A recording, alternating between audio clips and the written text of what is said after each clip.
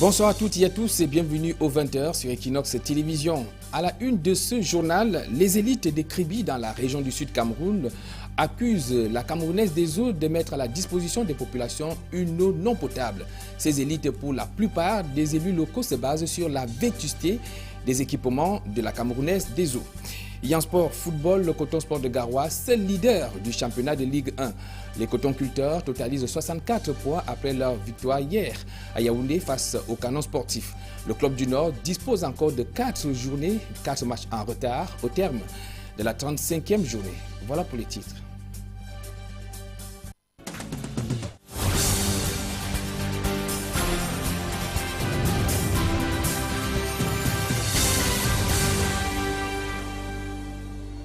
Eh bien, nous parlons d'économie à l'ouverture de cette édition d'information. Espace portuaire de l'Afrique, des espaces portuaires de l'Afrique de l'Ouest et du centre souffrent de plusieurs maux, entre autres l'insuffisance des infrastructures, la bureaucratie démocratique et des compétences insuffisantes.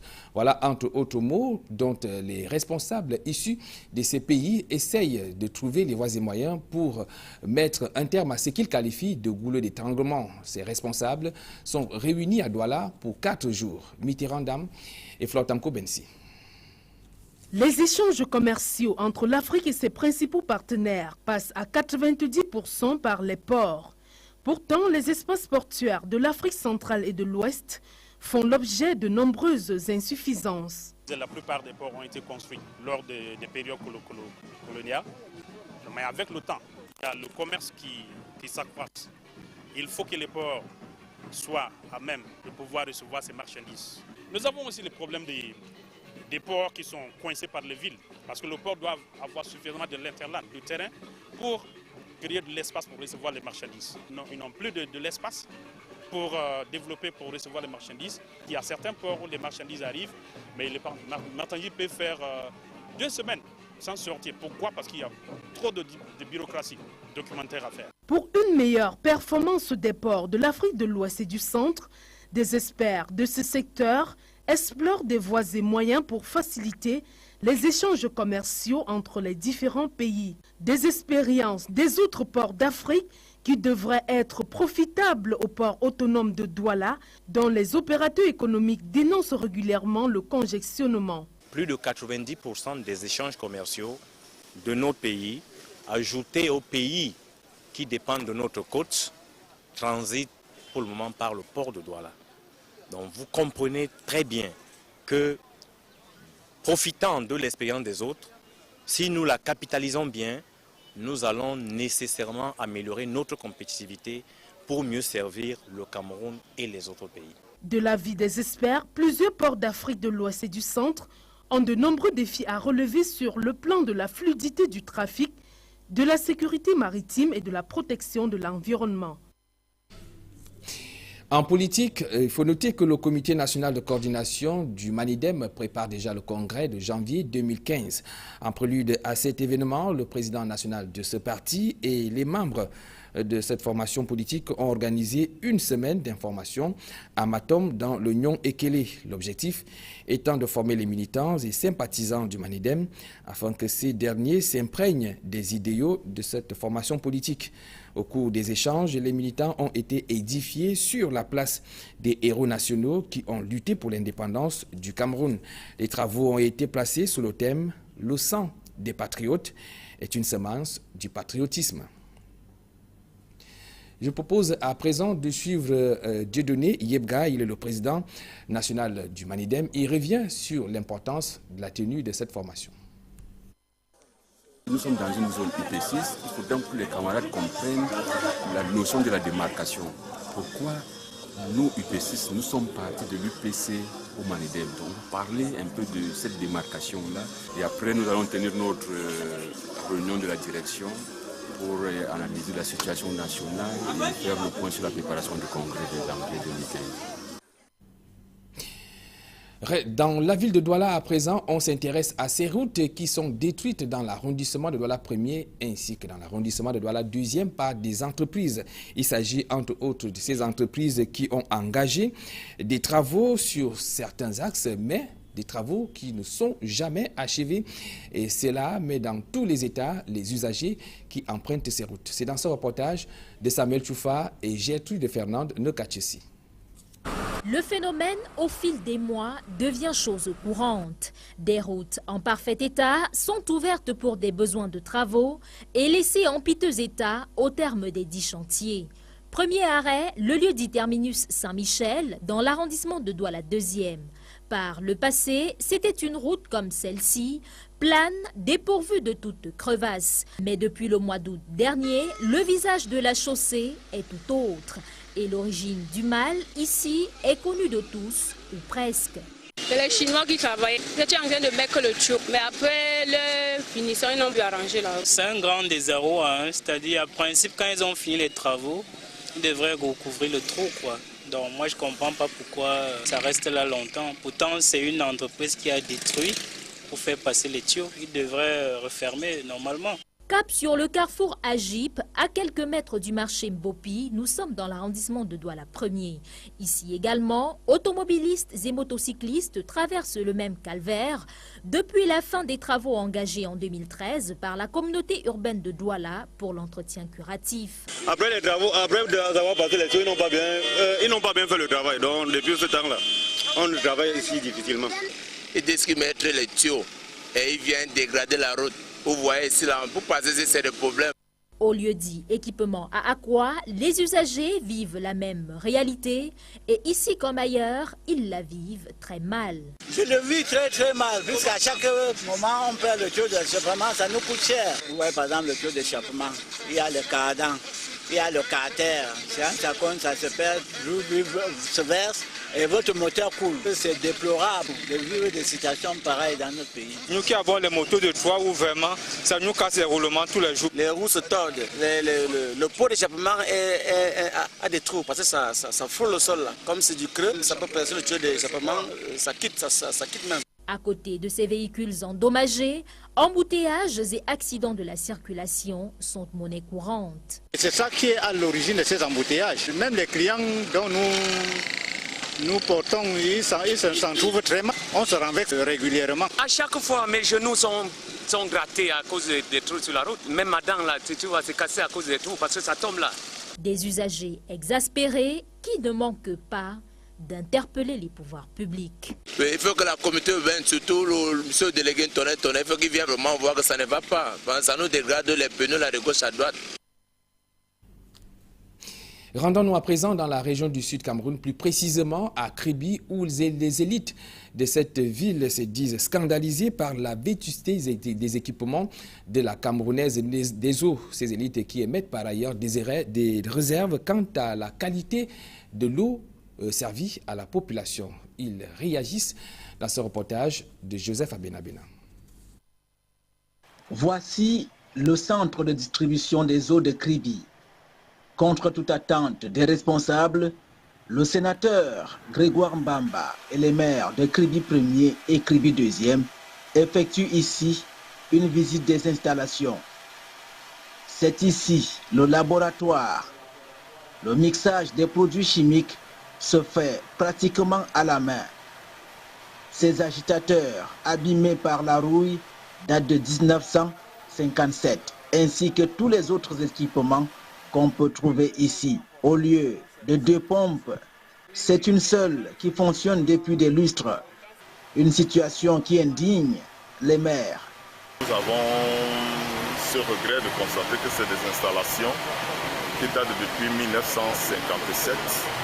Rien n'a jamais changé et nous constatons la carence de ces installations et aussi surtout la vétusté. On rafistole par-ci avec des bouteilles Tanguy, on met par là avec de la pierre pour caler. Non, ce n'est pas bon, ce n'est plus sain pour nos populations. Et à côté de ça, lorsqu'on trouve des factures, c'est vraiment malheureux. Ce château d'eau est pratiquement hors service. C'est d'ailleurs à l'arrivée des visiteurs que le chef d'agence de la Camerounaise des eaux recrute à la volée quelques agents de propreté. Si les populations de Kribi venaient voir comment l'eau qu'ils boivent tous les jours est traitée, je pense que personne ne boira l'eau de la Sénèque à Kribi. C'est un scandale pour les populations. On ne peut pas traiter les populations de la sorte.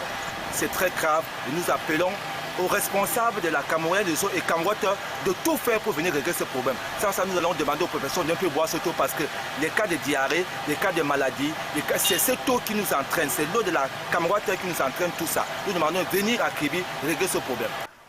La question de l'eau potable à Kribi constitue un véritable problème de société. Interpellé sur ces récriminations, le chef d'agence de la Camerounaise des eaux a opposé un refus catégorique aux reporters. Eh bien, nous restons à Kribi. Cette fois, on parlait de la mairie de Kribi 2e qui vole au secours des personnes handicapées. 2 tricycles ont été remis à des handicapés moteurs. C'était dans le cadre de l'exécution du budget d'investissement public. Joseph Abenabena, une fois de plus. Les personnes handicapées moteurs sont classées parmi les couches sociales défavorisées au Cameroun.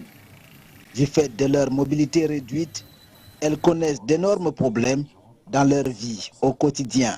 Dans le cadre de la décentralisation du budget d'investissement public, la commune de Kribi 2e vient d'acquérir 2 tricycles d'une valeur de 1 million de francs CFA au bénéfice de 2 handicapés moteurs. Cela entre dans nos compétences de pouvoir subvenir aux besoins des populations les plus défavorisées. Donc 2 tricycles, c'est dans le cadre du BIP. On a eu de l'argent et puis on a vite fait de trouver ces 2 tricycles et on a choisi au hasard un comité bien précis a fait son choix, j'espère en toute objectivité parce que je ne suis pas mêlé à cela ni de près ni de loin. Cette cérémonie se tient en présence du délégué départemental des affaires sociales de l'Océan qui se réjouit ici de cette action. Une joie plutôt contagieuse aux bénéficiaires.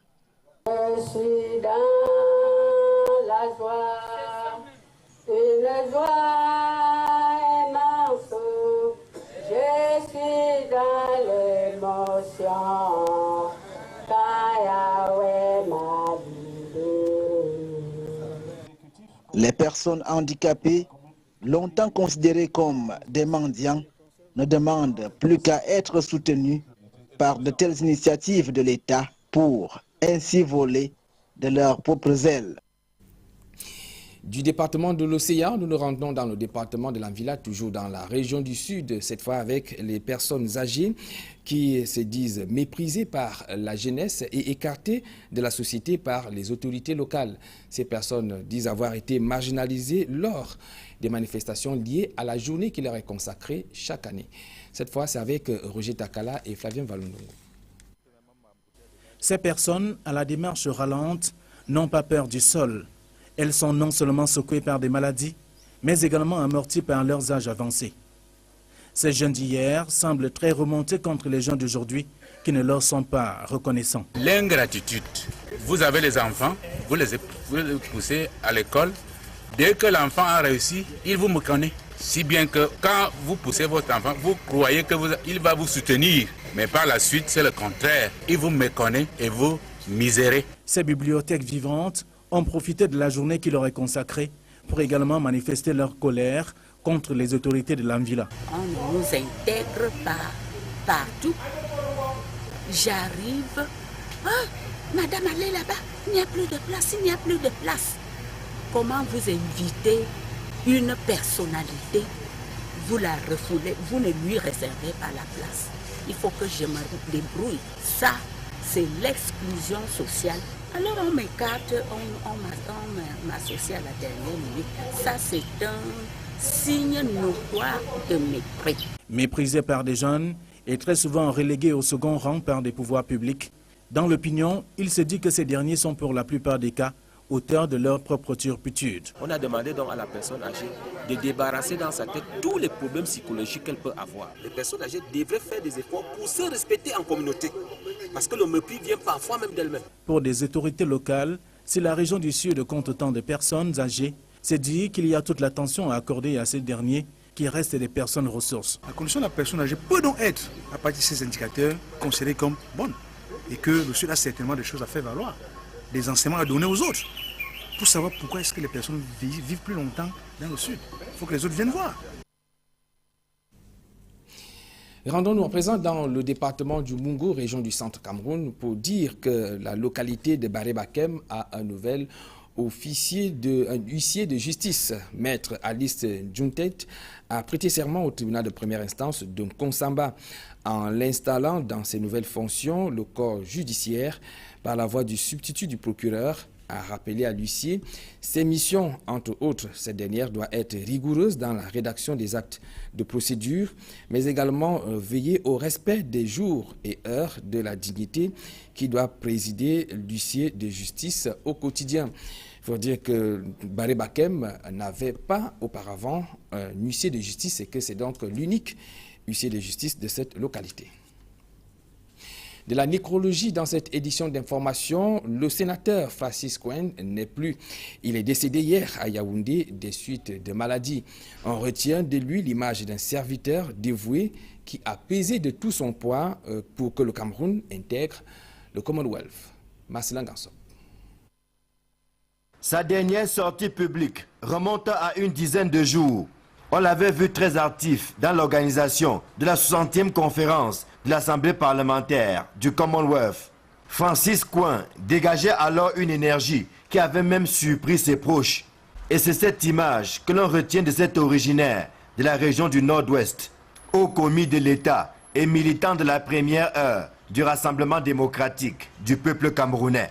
On retient de lui l'image d'un artisan de la construction du Cameroun, lui qui aura occupé plusieurs postes de responsabilité en y imprimant ses marques. Ministre des Mines, de l'Eau et de l'Énergie, ministre délégué auprès du ministre des Relations extérieures, chargé du Commonwealth, et autres ministres chargés des relations avec les assemblées. Francis Cohen a été aussi ambassadeur, puis président du conseil d'administration de l'université de Tchang. C'est d'ailleurs de ce poste qu'il partira, sollicité par le chef de l'État pour poser les premiers jalons du Sénat au Cameroun. Le serviteur de l'État qu'il est figure alors parmi les 30 sénateurs nommés par Paul Biya et ne se fait pas prier pour apporter sa pierre à la construction du Parlement bicaméral.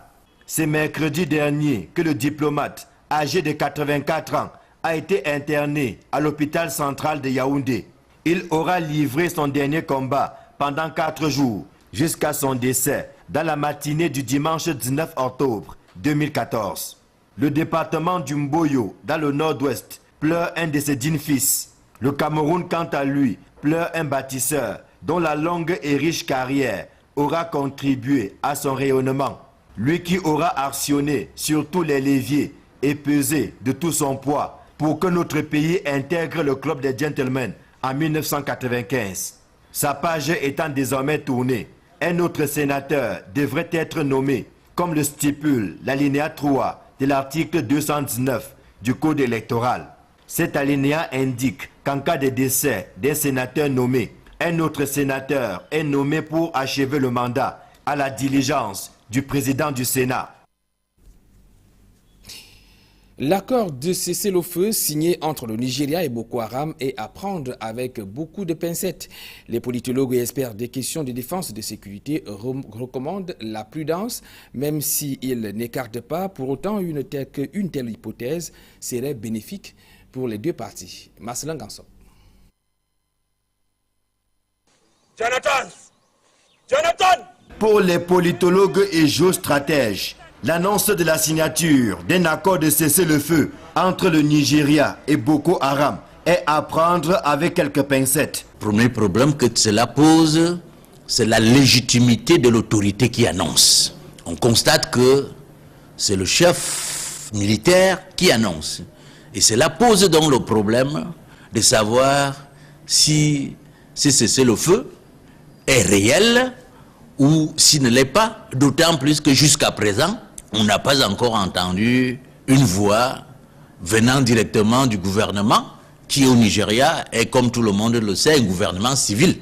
Et s'il s'avère qu'un tel accord existe bel et bien, cela traduirait la volonté des deux camps qui appartiennent à un seul et même pays de taire enfin leur querelle et de regarder désormais dans la même direction. Cette volonté d'aller vers un cessez-le-feu peut être liée à la dureté de la conflictualité qui s'exprime avec le nord du Nigeria comme noyau, dureté à laquelle l'armée nigériane doit faire face. Tous ces gens-là sont des Nigérians.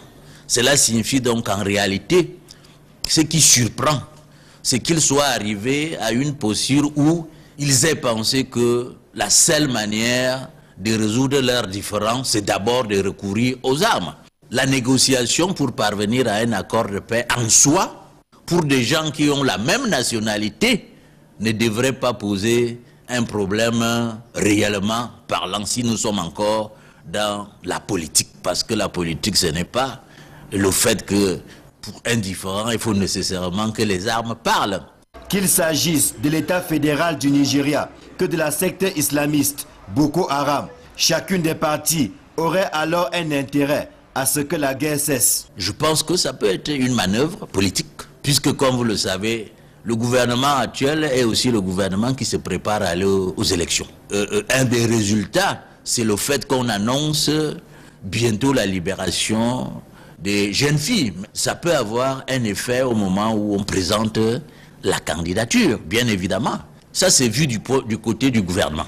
Vu du côté de Boko Haram, vous aurez quand même compris que depuis un certain temps, le taux est en train de se resserrer. Cela signifie donc quoi? À partir du moment où une partie du Nigeria combat véritablement, et que le Cameroun combat véritablement, et qu'une alliance est en discussion entre les pays du pourtour du lac Tchad, zone principale par laquelle jusque-là, la plupart du ravitaillement de Boko Haram passe, on peut penser que Boko Haram, ou tout au moins ses dirigeants, seraient amenés à penser qu'ils sont en voie d'être encerclés.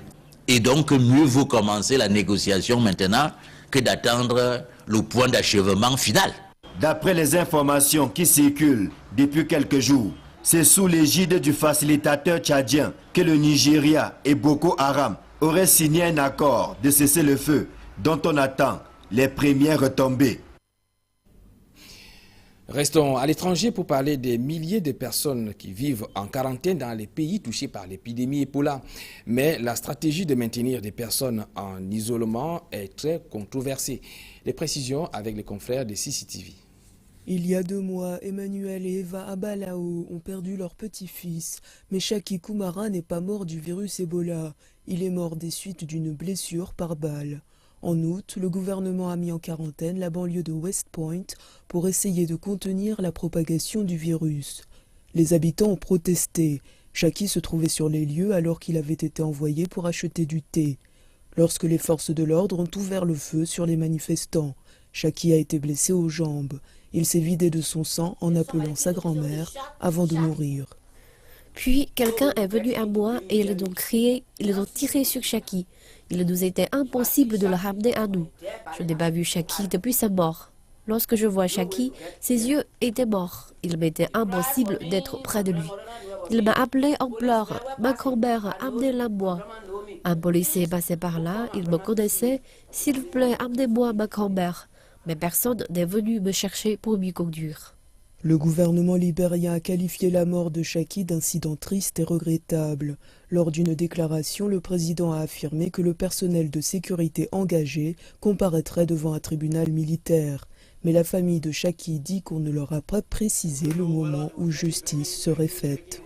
Nous ne savons pas si l'enquête continuera de traîner et de traîner encore. Personne ne nous a appelé pour dire c'est la date du début de l'affaire judiciaire et c'est la date de fin de l'affaire. Des zones de quarantaine à grande échelle similaires ont été imposées un peu partout au Libéria. Dans un contexte d'état d'urgence, le président a le droit de mettre en place ce genre de cordon de sécurité. Mais pour En sport football, le Coton Sport de Garoua occupe seul les commandes du championnat de Ligue 1 avec 64 points. Les Cotons Culteurs, en venant à bout de canon sportif de Yaoundé hier, occupent donc cette position en attendant, bien évidemment, de jouer leurs 4 matchs en retard au terme de la 35e journée. Les précisions dans ce reportage d'Élisée Mbogba et Yannick Bazoua. Très attendu, le match en retard de la 34e journée entre le canon de Yaoundé et Coton Sport de Garoua tourne à l'avantage des cotonniers. Avec un esprit conquérant, de part et d'autre, les deux équipes se séparent sur un score de parité, 0 but partout à la pause. À l'entame de la deuxième manche, Coton Sport de Garoua impose son rythme de jeu au Canon de Yaoundé. Quelques minutes plus tard, les cotonniers ouvrent la marque. C'était très difficile, hein, Coton n'avait pas le peps aujourd'hui. Vous savez qu'on sort d'un match à Bafan il y a 2 jours, hein, sur un terrain compliqué, mais voilà, les joueurs ont tout donné et je crois que la victoire est méritée. Malgré quelques assauts dans le camp adverse, Lupakoum ne revient pas au score au terme de 90 minutes. Ça a répondu à l'attente des spectateurs, malgré le résultat que le Canon a eu. Cette victoire permet à Coton Sport de creuser l'écart sur Unisport du Honkam à la tête du championnat avec 64 points et 4 matchs en retard. Avec cette défaite, le Canon fait du surplace dans le tableau. L'équipe de Kondongo reste 13e avec 35 points. Le Canon devra donc impérativement remporter ses 3 dernières rencontres pour échapper à la relégation. Bamboutos Dombouda à la 36e journée, Ndjala Kwan Sport Académique à la 37e et Panthère à la 38e journée. À 64 points, Coton Sport contrôle le tableau avec 4 matchs en retard contre Astre de Douala, Tonnerre de Yaoundé, UMS de Loum et New Star de Douala. Des étudiants camerounais à l'école de l'assurance, pendant 3 jours, ceux inscrits dans les facultés de l'université de Yaoundé 2, Douala et l'Institut universitaire Saint-Jérôme ont été édifiés sur la place de l'assurance, mais également les opportunités d'affaires qu'offre ce secteur d'activité. Reportage. Ils sont plus d'une centaine d'étudiants appartenant à la faculté de sciences juridiques et politiques des universités de Yaoundé 2, Douala et Institut universitaire Saint-Jérôme. Ils prennent part à la conférence débat organisée par l'Association des sociétés d'assurance du Cameroun à l'occasion de la célébration de son 40e anniversaire. Objectif, prendre conscience de la place des assurances dans la société et vulgariser ce secteur d'activité qui jusqu'aujourd'hui est présenté comme inconnu des Camerounais. Nous avons constaté après 40 ans que l'assurance était un métier méconnu.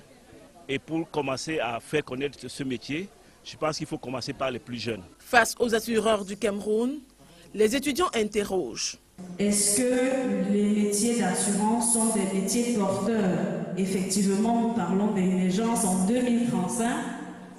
L'assurance peut-il nous garantir un travail décent? Un questionnement battu en brèche par les conférenciers qui démontrent aux étudiants qu'il existe de nombreuses opportunités d'emploi dans l'industrie des assurances. L'assurance est le métier qui, à lui tout seul, offre toutes les opportunités. Il y a des métiers qui sont purement techniques d'assurance, mais il y a également tous les autres métiers de comptabilité, d'administration générale, de gestion de trésorerie. Au-delà de l'emploi, les étudiants de la faculté de sciences juridiques et politiques sont d'accord quant à la nécessité de l'assurance. Il est bien vrai qu'il y avait plusieurs choses qui m'ont été jusque-là ignorées des assurances, mais là maintenant je sais qu'avec les assurances, je peux marcher avec assurance. Au cas où nous souscrivons à une assurance, en cas de danger comme cela, on peut facilement être couvert. Si les parents n'ont pas un bon porte-monnaie. Les responsables des universités de Yaoundé 2, Douala et Institut universitaire Saint-Jérôme affirment que l'opportunité est unique car les étudiants en droit peuvent bénéficier des débouchés dans les assurances. Nous sommes dans le cadre de la refonte, je peux dire, de nos programmes à l'université de Yaoundé 2 et l'approche que nous avons adoptée, c'est la professionnalisation. Que les assurances constituent un métier d'avenir, voire un métier articulé sur les bonnes connaissances, voire les très bonnes connaissances en matière juridique. Satisfaits, les assureurs du Cameroun disent avoir marqué un coup, notamment dans l'information autour du domaine. On a reculé les limites de l'ignorance ou la méconnaissance de l'assurance par les étudiants. Sur leurs questions, on se rend compte qu'ils ont beaucoup appris, ils ont beaucoup assimilé et certainement que Ils vont également répercuter ce message. C'est dire que la Côte d'Ivoire, premier marché de l'assurance en Afrique, n'a qu'à bien se tenir, car les assureurs du Cameroun entendent bien leur damer le pion. Restons dans le milieu estudiantin avec ces premiers étudiants en master de l'Institut supérieur professeurs réunis qui ont soutenu leur mémoire de master 2. Reportage. L'Institut supérieur professeurs réunis vient de marquer un autre pas significatif dans l'enseignement au Cameroun. Une quarantaine de ses étudiants a soutenu avec brio les mémoires en vue de l'obtention du master professionnel dans 5 spécialités, à savoir banque finance, gestion des ressources humaines, marketing et communication, audit contrôle de gestion et comptabilité finance. Le jury, constitué d'éminents professeurs d'université et de professionnels aguerris, a été séduit par la prestation et même la prestance des candidats formés à l'ISPR. On n'a pas rejeté un seul mémoire. Cela veut dire qu'effectivement, les candidats s'y sont correctement bien pris pour présenter des travaux présentant une qualité acceptable. C'est avec assurance que des candidats ont défendu leur mémoire. Tous affirment avoir bénéficié d'une formation de qualité à l'ISPR. Ça m'a vraiment formé. Quand j'ai quitté le pays là-bas en Centrafrique pour venir ici, je suis venue m'inscrire au niveau du ISPR. Mais vraiment, ça m'a vraiment formé. J'ai apprécié la formation du ISPR. Ma satisfaction trouve sa motivation dans les compétences que cette école m'a permis à acquérir et à mettre au service des entreprises. Tout au long de ces années de formation, nous avons eu à apprendre tout ce qui tourne autour de la ressource humaine, au travers des stages en entreprise et au travers des projets tutorés. C'est la première cuvée de diplômés en master que l'Institut supérieur professeurs réunis met ainsi sur le marché de l'emploi. C'est un véritable challenge pour l'administration de cette école de formation. Je crois que les difficultés ont été aujourd'hui aplanies et que ceux qui viendraient s'inscrire au cycle licence et de master dans notre établissement trouveront toutes les conditions réunies pour qu'ils fassent leurs études dans les délais qui ont été précisés dans nos prospectus. Malgré des difficultés et détractions, l'ISPR continue de bénéficier du soutien de sa tutelle académique qui est l'université de Douala. Tel que nous voyons, nous les observons aujourd'hui par l'enthousiasme débordant qu'ils manifestent, par la bonne volonté de leurs dirigeants et des enseignants que nous encadrons. Ici, nous pensons qu'ils vont faire mieux certainement dans les mois à venir. Sinon, l'université de Douala ne viendra pas ici, on aurait tout de suite retiré la tutelle et donc faire des rapports conséquents. Donc nous pensons que ça ira dans un sens meilleur que pour l'avenir. L'Institut supérieur professeurs réunis, situé au rond-point École publique d'Edo à Douala, forme des professionnels de qualité depuis 15 ans déjà. Les inscriptions pour le compte de cette année académique 2014-2015 se poursuivent pour les cycles BTS, licence et master à l'ISPR de Douala. Voilà qui met un terme à cette édition d'information. Merci d'avoir été en notre compagnie. Le prochain rendez-vous, c'est demain lorsqu'il sera 20h. Bonne soirée.